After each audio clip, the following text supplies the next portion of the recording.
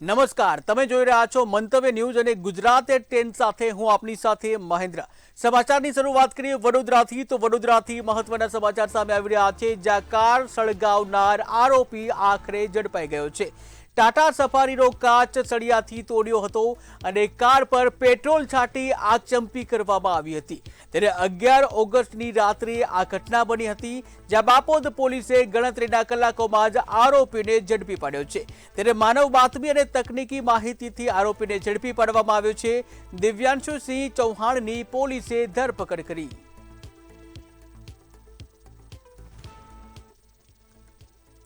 गई तारीख 11/8 रोज अंकुर पुराणी से जे बाजवा रोड पर से पोतानी फरियाद आपेली के पोतानी केम्पस में टाटा सफारी गाड़ी पड़ी थी ते रात्रिना समये आरोपी जे दिव्यांशु चौहान है तेने सळियाथी काच तोड़ी और ड्राइवर साइड बाजू पेट्रोल छाटी और पोतानी टाटा सफारी गाड़ी सळगावी, जेमां ड्राइवर साइड थी ते सळगी गई है और आरोपी विरुद्ध आ बाबते धोरणसर गुनो दाखल करवामां आवेलो।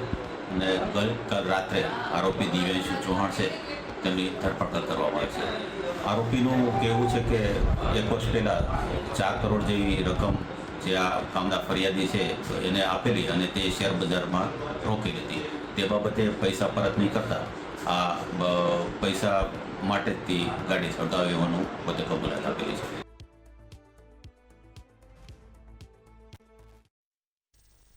વડોદરાથી અન્ય મહત્વના સમાચાર સામે આવી રહ્યા છે, જ્યાં વડોદરા મહાનગરપાલિકાની સામાન્ય સભા તોફાની બની।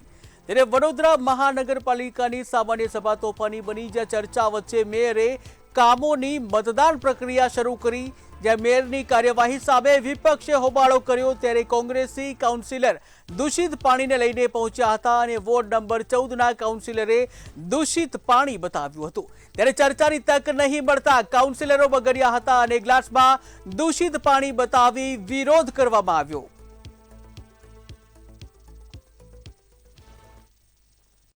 પાણી 3 મહિના પછી અમને સભામાં પહેલીવાર બોલવાનો મોકો મળ્યો, પણ ખાલી 5 મિનિટનો। પરંતુ વાત એ છે કે અમારો ઐતિહાસિક વિસ્તાર છે વોર્ડ નંબર 14નો સયાજી નગરી તરીકે ઓળખાય છે।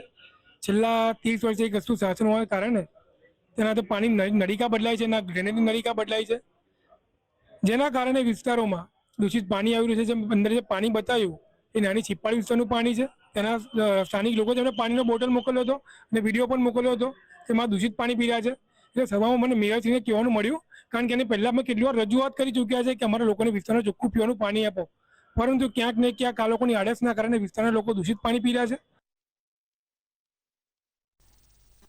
તો વડોદરાથી અન્ય સમાચાર કે જ્યાં વડોદરા મહાનગરપાલિકા જનસંપર્ક વિભાગ અધિકારી વિવાદમાં આવ્યા છે।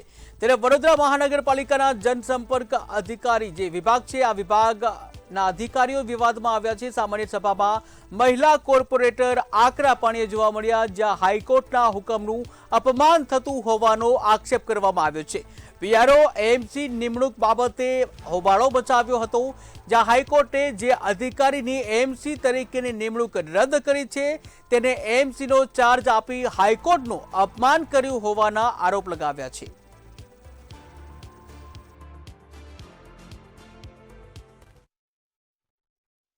માહિતી આપતા નથી, ત્યારે અમારે કહેવું પડ્યું કે કમિશનર શ્રીએ હાઈકોર્ટનો આ હુકમ છે તો એમને તાત્કાલિક એમની વોર્ડ ઓફિસર લેવલની પોસ્ટ છે અને ત્યાં મૂકવા માટેનો હાઈકોર્ટનો હુકમ છે, છતાં પણ એનો અનાદર કરીને એમને પીઆરઓ અને પીઆરઓ એએમસી અને ગેસ ડિપાર્ટમેન્ટમાં જવાબદારી સોંપેલી છે।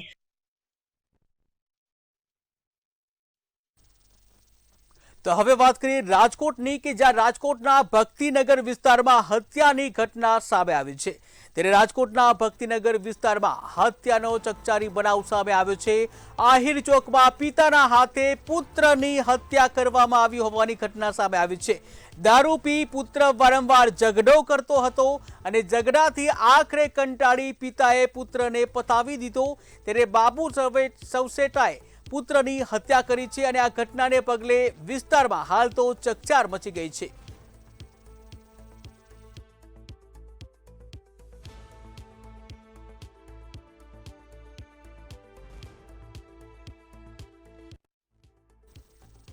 આગળ વાત કરીએ ગાંધીનગરની, તો ગાંધીનગરના માણસામાં ધારાસભ્ય જે.એસ. પટેલની ઉપસ્થિતિમાં ભવ્ય તિરંગા યાત્રાનું આયોજન કરવામાં આવ્યું હતું. યાત્રામાં પૂર્વ ધારાસભ્ય અમિત ચૌધરી, નગરપાલિકા પ્રમુખ જ્યોત્સના વાઘેલા સહિત સામાજિક અને રાજકીય આગેવાનો જોડાયા હતા. મોટી સંખ્યામાં શહેરીજનોએ પણ તિરંગામાં યાત્રામાં જોડાઈ ઉત્સાહભેર ભાગ લીધો હતો. તિરંગા સાથે નીકળેલી યાત્રાથી સમગ્ર માણસા શહેર દેશભક્તિના રંગે રંગાયું હતું.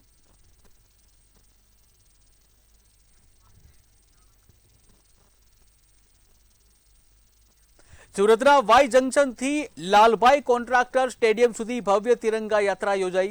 કેન્દ્રીય મંત્રી સી.આર. પાટીલ, નાયબ મુખ્યમંત્રી હર્ષ સંઘવી અને રાજ્યમંત્રી પ્રફુલ્લ પાનસેરિયા સહિત આગેવાનો જોડાયા હતા. મોટી સંખ્યામાં લોકો અને કાર્યકર્તાઓ ઉપસ્થિત રહ્યા હતા. સમગ્ર માર્ગ તિરંગા અને દેશભક્તિના સંગીતથી ગુંજી ઉઠ્યો હતો.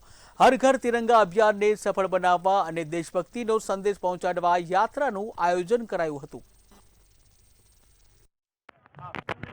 આજે સુરત શહેરમાં ભારે વરસાદ વચ્ચે હજારો યુવાઓથી લઈને વડીલો તક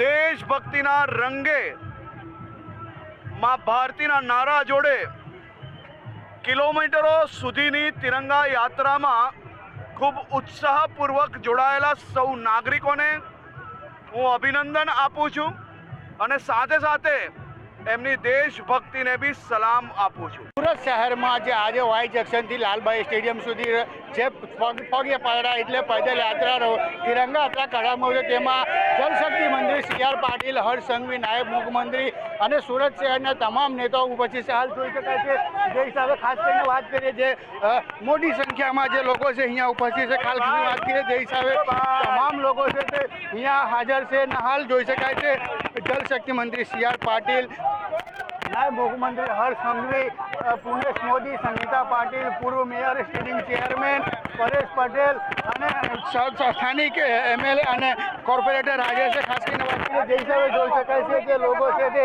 તમામ અહીંયા પહોંચેલા છે. હાલ જઈને વાત કરીએ કે જે હિસાબે મોટી સંખ્યામાં જે લોકો છે તે હાલ અહીંયા ઉપસ્થિત છે અને જે વાય જંકશનથી છે આપણે લાલભાઈ સ્ટેડિયમ સુધી યાત્રા નીકળવામાં આવી છે. ખાસ કરીને વાત કરીએ જે હિસાબે જે લોકો છે તે તમામ એમને જોડાયા છે. મોટી સંખ્યામાં હાલ અહીંયા જે લોકો છે તે તમામ અહીંયા ઉપસ્થિત છે અને આ જે લોકો છે એને અભિવાદન સ્વીકાર કરી રહ્યા છે. ખાસ કરીને જોઈ શકાય છે કે હર્ષ સંઘવી, નાયબ મુખ્યમંત્રી જે પોતે ચાલી રહ્યા છે અને સાથે સાથે સુરત શહેરના તમામ નેતાઓ છે તે અહીંયા ઉપસ્થિત છે. હાલ વાત કરીએ જોઈ શકાય તે હિસાબે સુરત શહેરને જે લોકો છે એમને પણ અભિવાદન આપી રહ્યા છે. હાલ વાત કરીએ જે વાય જંકશનથી લાલભાઈ સ્ટેડિયમ સુધી જે તમામ નેતાઓ છે તે ચાલતા જઈ રહ્યા છે. હાલ મોટી સંખ્યામાં કાર્યકર્તાઓ અને લોકો છે રસ્તામાં અભિવાદન સ્વીકાર કરી રહ્યા છે. ખાસ કરીને જોઈ શકાય છે જે લોકો છે કશે ને કશે આમાં અભિવાદન કરી રહ્યા છે. સુરત શહેરમાં જે મોટી સંખ્યામાં જે આપણી યાત્રા છે તિરંગા જે હિસાબે જે લોકો છે એને અભિવાદન સ્વીકાર કરી રહ્યા. હાલ જે હર્ષ સંઘવી છે જે ચાલતા અને લોકોને અભિવાદન સ્વીકાર કરતા અહીંયા સુધી પહોંચ્યા છે. હાલ જે લાલભાઈ સ્ટેડિયમ સુધી છે તે અહીંયા પહોંચ્યા છે અને હાલ જે હર્ષ સંઘવી છે પોતે નાયબ મુખ્યમંત્રી અને સી.આર. પાટીલ જલશક્તિ મંત્રી તમામ લોકો અહીંયા ઉપસ્થિત છે. હાલ જોઈ શકાય છે કે મોટી સંખ્યામાં બંને બાજુ જે કાર્યકર્તાઓ છે તે અભિવાદન સ્વીકાર કરી રહ્યા છે. જે કાર્યકર્તાઓ પણ અહીંયા ઉપસ્થિત છે. હાલ એ હિસાબે લોકો છે તે વાત કરીએ હાલ તમામ લોકો અભિવાદન સ્વીકાર કરતા અને અભિવાદન આપતા જે નાયબ મુખ્યમંત્રી હર્ષ સંઘવી છે એ જઈ રહ્યા છે અને લોકો પણ સ્વીકાર કરી રહ્યા છે. કેમેરામેન શોએબ શેખ સાથે દીપક રાયમન, ન્યૂઝ, સુરત. આગળ વાત કરીએ ભાવનગરની, તો ભાવનગરમાં હર ઘર તિરંગા હર ઘર સ્વચ્છતાની થીમ હેઠળ ભવ્ય તિરંગા યાત્રા યોજાઈ હતી. વહીવટીતંત્ર અને મહાનગરપાલિકાના સંયુક્ત ઉપક્રમે યોજાયેલી યાત્રામાં મેયર ઉષાબેન તલરેજા સહિત કેબિનેટ મંત્રી જીતુ વાઘાણી અને સેજલ પંડ્યા જોડાયા હતા. મોટી સંખ્યામાં નગરજનોએ ઉત્સાહભેર જોડાયા હતા અને બાળકોએ સ્વાતંત્ર્ય સેનાનીઓની વેશભૂષા ધારણ કરી દેશભક્તિનો માહોલ સર્જ્યો હતો. સમગ્ર ભાવનગર તિરંગા યાત્રાએ રંગાયું હતું.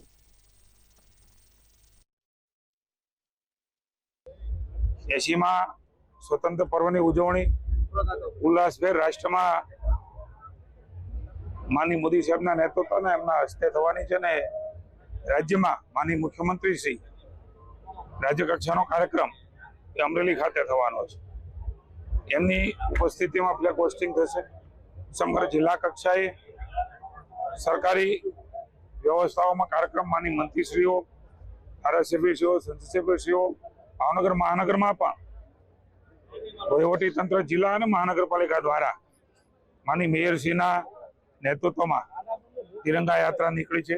માનનીય ધારાસભ્યશ્રી સેજલબેન, માનનીય મેયરશ્રી ઈચ્છાબેન, કમિશનરશ્રી, કલેક્ટરશ્રી, એસપીશ્રી, આઈજીશ્રી, સૌ પદાધિકારીઓ, ભારતીય જનતા પાર્ટીના અધ્યક્ષ કુમારભાઈ અને સમગ્ર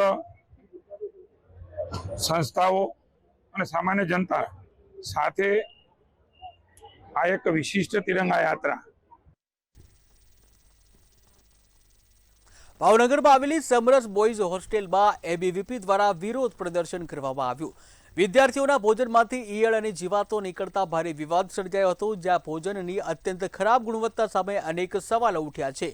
વિદ્યાર્થી સંગઠને તાત્કાલિક ભોજન અને અન્ય સુવિધાઓમાં સુધારો લાવવાની માંગ કરી છે. જો માંગ સ્વીકારવામાં નહીં આવે તો આંદોલન કરવાની ચીમકી ઉચ્ચારવામાં આવી છે.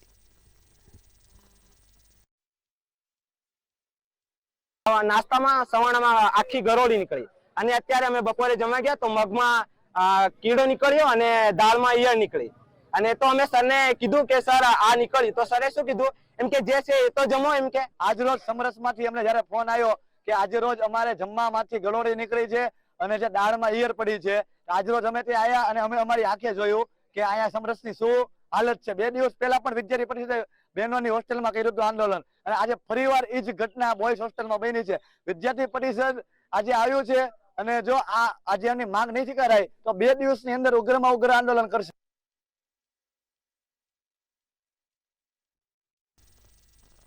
પાલીતાણાના ભીલવાસ વિસ્તારમાં 2 દિવસ પહેલા થયેલી મારામારીનો બનાવ હત્યામાં પરિણમ્યો હતો.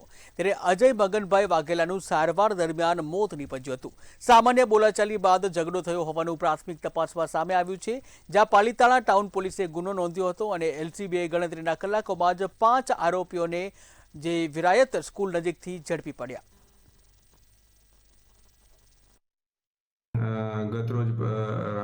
ગતરોજની રાત્રે આરોપી એક સંપ કરી મારી નાખવાના ઈરાદે આરોપીઓ કાળુભાઈ લખુભાઈ, ડાયાભાઈ લખુભાઈ, રોહિતભાઈ લખુભાઈ, રાજેશ લખુભાઈ અને લખુભાઈ રામજીભાઈ કે જેઓ એક સંપ કરી અને સૌપ્રથમ તો એમના જે ઘરમાં ઘૂસી એના ફરિયાદી જે છે કાલાભાઈ મગનભાઈ વાઘેલા, તેઓને ખભાના અને બગલના ભાગે જે છે ચપ્પુ માર્યું હતું અને ત્યારબાદ અગાસી પર જઈ અને ફરિયાદીના ભાઈ કલાભાઈ છે એમના ભાઈ અજયભાઈ છે તેને જમણી બાજુએ છાતીના ભાગ ઉપર ચપ્પુ મારી તેમનું મૃત્યુ નિપજાવેલ હતું. સુરત નવી સિવિલ હોસ્પિટલના ડોક્ટર હર્ષ પંડ્યા રેગિંગ મામલે આરોગ્ય મંત્રી પ્રફુલ પાનસેરિયાનું કડક નિવેદન સામે આવ્યું છે. મંત્રીએ જણાવ્યું કે હાલમાં સમગ્ર મામલે ટીમ દ્વારા તપાસ ચાલી રહી છે અને રેગિંગ રોકવાની સીધી જવાબદારી ડીન તથા પ્રોફેસરની હોય છે. તેમણે કહ્યું કે જો અગાઉ યોગ્ય કામગીરી કરવામાં આવી હોત તો ડોક્ટર પંડ્યા આજે હયાત હોત. મંત્રીએ ડીનને મુખ્ય જવાબદાર ગણાવી અને તેમની વિરુદ્ધ પણ કડક કાર્યવાહી કરવામાં આવશે તેમ જણાવ્યું. હાલ ડીનને શોકોઝ નોટિસ પાઠવવામાં આવી છે અને હવે આપણે જોઈએ કે પ્રફુલ પાનસેરિયાએ શું કહ્યું. કમિટી જે એન્ટી રેગિંગ કમિટી હોય જ છે, એમાં પીઆઈ વગેરેના પોલીસથી મિત્રો બધા હોય છે અને સંપૂર્ણ એમનું હેન્ડલ ડીન કરતા હોય છે. આ ડીન દ્વારા જ તમામ પ્રકારની સ્વતંત્ર કમિટી હોય છે અને એમને એક્શન લઈને આગળ વધવાનું. અહીંયા નહીં, દરેક મેડિકલ કોલેજમાં આ એક સિસ્ટમ છે નામદાર સુપ્રીમ કોર્ટના ગાઈડલાઇન્સ પ્રમાણે. ચાંદીપુરા વાયરસની ખંભાત તાલુકાના કાણીસા ગામમાં લક્કડપુરા સીમ વિસ્તારમાં આશરે 200 વીઘા જમીન વરસાદી પાણીમાં ગરકાવ થઈ છે. કાચની સાફ સફાઈના અભાવે પાણીનો નિકાલ ન થતાં ખેતરોમાં પાણી ભરાયા હોવાના ખેડૂતોનો આક્ષેપ છે.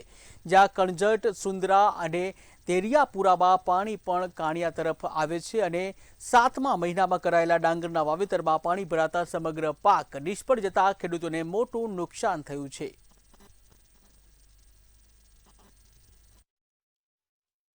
એ ઘણા વર્ષોથી આ પાણી નિકાલ થતો નથી, કોસ સાફ થતો નથી અમારો.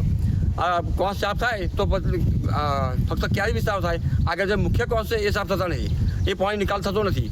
પછી બાજુના જે ગામ કણઝર કરું, એ કણઝર ગામની સીમનું તમામ પાણી છેક સુંદરા સુધીનું, કણઝર સુંદરા અને આ દેરીપુરા એ બધું પાણી કાણીસામાં આવે. આ એક પાણી ભરાઈ જાય એટલે અમારો તમામ પાક નિષ્ફળ જાય છે. કેટલા વીઘા જમીન આ પાણીમાં કરતા? આશરે લગભગ 200 વીઘા જમીન નિષ્ફળ જાય છે. શું તમે આ ખેતરોની અંદર અગાઉ રોપણી કરી હતી?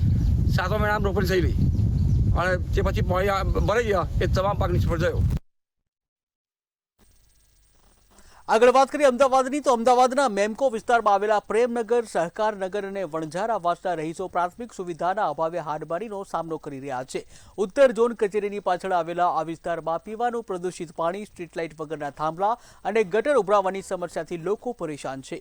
વારંવાર રજૂઆતો છતાં સમસ્યાઓનું કાયમી નિરાકરણ આવ્યું નથી. જ્યાં 2 ટર્મથી કોર્પોરેટર હોવા છતાં વિસ્તારના પ્રશ્નો યથાવત રહેતા લોકોમાં રોષ જોવા મળ્યો છે.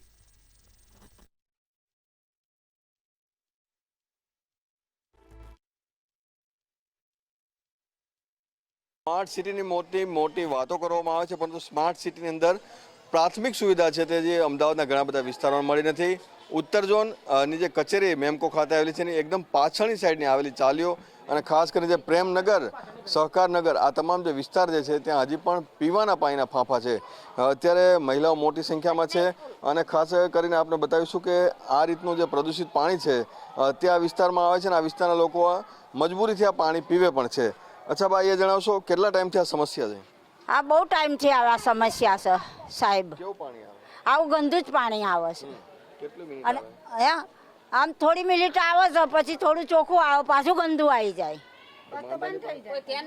અને કોઈ ધ્યાન નહીં હાલતું અહીં ગાડી. હા, માંદા તો પડે, અમારા બાળકો માંદા પડે, અમે માંદા પડે, પણ દવા લાવીએ. તો આટલું પાણી આવે કે ઓછું આવે પાણી, કે આવતું જ નહીં? મારે તો પાણી નહીં આવતું સાહેબ. મારે તો 5 વર્ષથી પાણી બિલકુલ સાહેબ આવતું નહીં, બરાબર.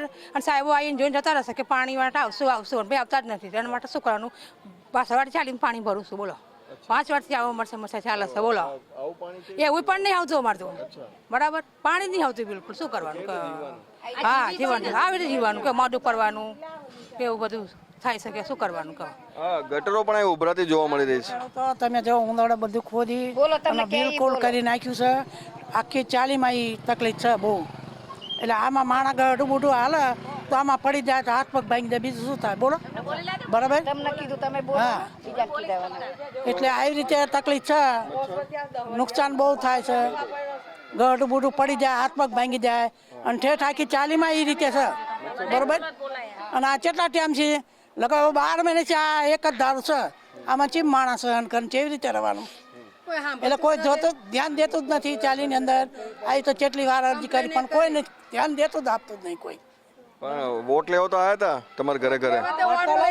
હાલો, વોટ લેવા આવી જાય છે ઘેર ઘેર, અને 5 દિવસથી થાંભલા નથી, બરોબર. 6 વાગ્યા પછી અમે સિનિયર સિટી બહાર નીકળી શકતા નથી, બરાબર. એટલે ક્યાં જાય, શું કરી, કોની આગળ ફરિયાદ કરી તો કોઈ સાંભળતું નથી. હા, બરાબર. ટેક્સ ભરી છે, બધું કરી છે, જે આવે એ કાયદાસર મતે આપી છે. સરકારમાં જે આવે એ બધું અમે કરી છે, પણ અમને સુવિધા મળતી નથી. અહીં સ્ટ્રીટ લાઇટની વારંવાર ફરિયાદ કરી તે છતાં એક દાડો ચાલુ થાય છે ને પછી પાછું હતું એમ બંધ થઈ જાય છે. 2 વખત મેં ઓનલાઈન કમ્પ્લેન કરી છે સાહેબ. તો એક દાડો ચાલુ થાય ને પછી પાછી બંધ થઈ જાય. આજે અહીંયા બધા ઓલ્ડ રહી છે એટલે ચાલી છે, ત્યાં ગટરો ઉભરાય છે, ગટરોના ઢાંકણા તૂટી ગયા છે, પણ કોઈ મરામત થતી નથી, બરોબર. કારણ કે આ વિસ્તાર છે ગરીબ અને મધ્યમ વર્ગના જે લોકો રહે છે અને આ વિસ્તારની અંદર ત્યાં લોકોની સમસ્યાઓ વારંવાર રજૂઆત, તેમ છતાં પણ કોઈનું નિરાકરણ ના આવતા લોકોમાં રોષ છે અને આગામી દિવસોમાં પણ આ મામલે જો નિર્ણય નહીં આવે તો ઉગ્ર આંદોલનની ચીમકી ઉચ્ચારવામાં આવે છે. કેમેરામેન રશ્મિન પટેલ સાથે મીર દુધરેજા, મંતવ્ય ન્યૂઝ, અમદાવાદ. ગુજરાત યુનિવર્સિટીમાં વિદ્યાર્થીઓની સુરક્ષાને લઈને ગંભીર સવાલો ઊભા થયા છે. ગુજરાત યુનિવર્સિટીમાં વિદ્યાર્થીઓની સુરક્ષાને લઈને જે ગંભીર સવાલો જે છે સામે આવ્યા છે.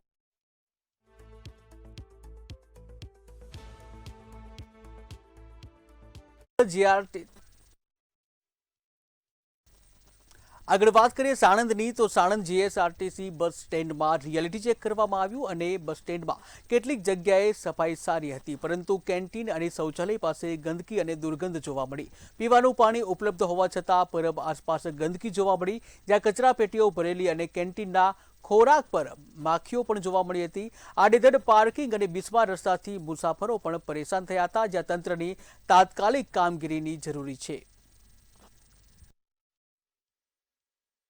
મંતવ્ય ન્યૂઝ દ્વારા રિયાલિટી ચેકિંગ કરવામાં આવ્યું હતું, જેમાં આજે સાણંદ ડેપો ખાતે મુલાકાત લેવામાં આવી હતી. એમાં રિયાલિટી ચેકિંગ કરવામાં આવ્યું હતું, સ્વચ્છતા બાબતે ચેકિંગ કરવામાં આવ્યું હતું, સાથે સાથે જે કચરા પેટી હોય તે ભરેલી છે કે તે બાબતે ચેકિંગ કરવામાં આવ્યું હતું. કચરા પેટીઓ ક્યાંથી ક્યાંક ભરેલી જોવા મળી હતી અને ક્યાંક પણ એવું જાણવા મળ્યું હતું કે સફાઈ કર્મીઓને યોગ્યતાના કારણે તેને જોવા મળ્યું હતું. અને સાથે સાથે ડેપોમાં જે નો પાર્કિંગ ઝોન છે ત્યાં પણ તેઓ પાર્કિંગ કરતા હોય તેવું સામે આવ્યું હતું. અને અમુક જગ્યાએ જ્યાં વર્કશોપ છે ત્યાં ચોમાસા દરમિયાન પાણી ભરાતા હોય છે તેવી પણ સમસ્યાઓ સામે આવી હતી. અને આ બાબતે રિયાલિટી ચેકિંગમાં ઘણા બધા પ્રશ્નો સામે આવ્યા હતા અને ઘણી જગ્યાએ સારી પણ વસ્તુ જોવા મળી હતી. રિપોર્ટર ચિરાગ પટેલ, મંતવ્ય ન્યૂઝ, સાણંદ. હવે વાત કરીશું પવિત્ર શ્રાવણ માસની.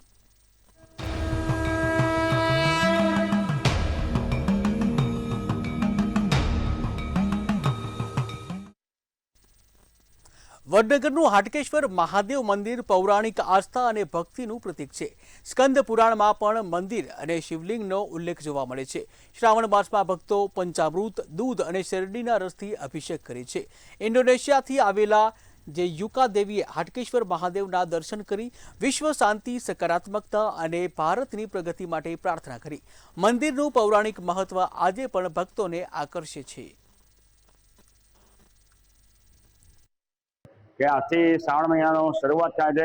એટલે શ્રાવણ મહિનો અતિ પવિત્ર શિવનો મહિનો ગણાય છે અને આ મહિનાના પ્રથમ દિવસે જ અહીંયા ગુજરાત સરકાર દ્વારા વડનગરના દરેક નગરમાંથી, ગલીઓમાંથી ડમરૂ યાત્રા નીકાળી અને એમાં આપણા નાયબ મુખ્યમંત્રી શ્રી હર્ષ સંઘવી સાહેબ પણ જોડાયા.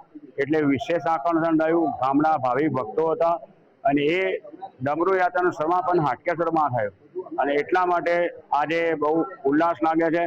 અને શ્રાવણ મહિનામાં સવારે આરતી થાય છે. સવારે 8 વાગ્યાથી બપોરે 3 વાગ્યા સુધી ભાવિક ભક્તો અંદર જઈને ભગવાનની આરાધના કરે છે. શિવ રુદ્રીથી મંત્રોથી, શિવ મહિમ્ન સ્તોત્રથી, વિવિધ સ્તોત્રોથી જે યજમાનનો જે પૂજા કરી હોય એ પૂજા અહીંયા થાય છે. અને સાંજે 7:15 ભવ્ય આરતી થાય છે, ઢોલ નગારા થાય છે. અને એની જ્યારે તારે બ્રહ્માજી પોતે એની સ્થાનની અંદર બ્રહ્માજીએ પોતે આ લિંગ સ્થાપેલું છે, જેને ઉત્પત્તિ, લય અને વિલય, જેને આ સૃષ્ટિની રચના કરી એ બ્રહ્માજી આ સ્થાપેલું લિંગ છે. એટલે ન તો કેટલો સમય થયો છે, હજારો વર્ષો પહેલાની વાત છે. પ્રભુ શું મહત્વ રહ્યું છે મંદિરનું? મંદિરનું મહત્વ એટલું છે કે ભાઈ અહીંયા આવનારને દરેકને ભગવાન આયુ, આરોગ્ય અને ઐશ્વર્ય આપે.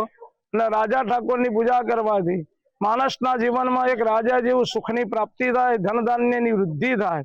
અને અહીંયા આગળ રાજા ઠાકોર તરીકે બિરાજમાન છે. એટલે અમારા તમામ ગામના ઈષ્ટદેવ તરીકે પણ હાટકેશ્વરનું એટલું મહત્વ છે કે અમે આખું ગામ વડનગર એને એક રાજા તરીકે, ઈષ્ટદેવ તરીકે અને અમારી શ્રદ્ધાથી અમે એના માનીએ છીએ.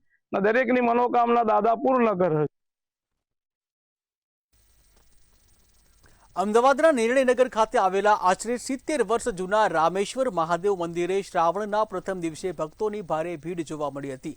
મંદિરની વિશેષતા એ છે કે અહીં એક સાથે 12 જ્યોતિર્લિંગના દર્શન થાય છે, જેના કારણે આસપાસના વિસ્તારોમાંથી મોટી સંખ્યામાં શ્રદ્ધાળુઓ દર્શન માટે આવે છે. વહેલી સવારથી જ મહાઆરતી બાદ ભક્તોએ દૂધ અને પંચામૃત સહિત વિવિધ દ્રવ્યોથી જ્યોતિર્લિંગ પર અભિષેક કરી ભગવાન શિવના આશીર્વાદ લીધા હતા. સમગ્ર શ્રાવણ માસ દરમિયાન મંદિરે વિશેષ પૂજા, યજ્ઞ અને ધાર્મિક કાર્યક્રમોનું પણ આયોજન કરવામાં આવે છે. આજે શ્રાવણ માસનો પ્રથમ દિવસ છે. વસ્તી અને માણસો બહુ આવે છે. ભગવાનના દર્શન કર્યા, આશીર્વાદ મેળવ્યા, પૂજા કરી. કેવું લાગી રહ્યું છે અને આ મંદિર પ્રત્યે આપનો કેવો ભાવ છે? આ મંદિર બહુ પુરાણું છે અને અહીંયા સારામાં સારા બધું થાય જ છે.